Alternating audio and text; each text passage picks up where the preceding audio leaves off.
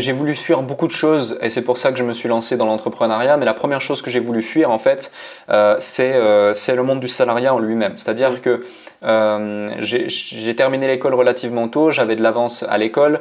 J'étais pourtant loin d'être le plus intelligent, bien au contraire. Je ne savais pas pourquoi j'étais là, donc j'ai jamais redoublé. En revanche, j'étais un petit peu le bouc émissaire de tout le monde, l'enfant turbulent, l'enfant qu'on va pousser à la récré ou voler son goûter.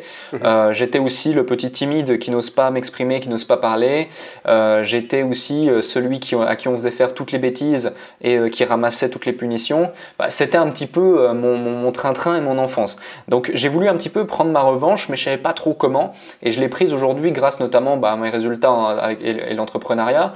Mais la vraie motivation, c'est que je me suis retrouvé donc à l'usine à 15 ans et on m'a littéralement fait comprendre que j'étais bon à rien, que j'allais faire que ça toute ma vie et qu'il fallait que je me fasse à l'idée. Très clairement, il fallait que je me fasse à l'idée et puis que ça allait être comme ça et puis que ça me plaise ou non, c'était comme ça.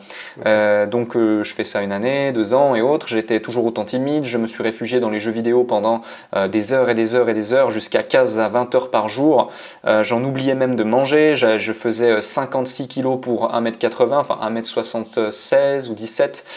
Donc c'est pour dire, tu vois, j'étais vraiment maigre. J'étais voilà. Donc, et 2013, en fait, ce qui se passe, c'est que je prends conscience de différentes choses et je me rends compte que il faut que je change, j'ai envie de me mettre au sport, j'ai plein de bonne volonté, mais je passe pas à l'action. Et un jour, en 2013, en fait, je reçois un SMS, tout simplement un SMS de mon grand-père qui me dit les choses suivantes: salut, virgule, ton père est mort. Point.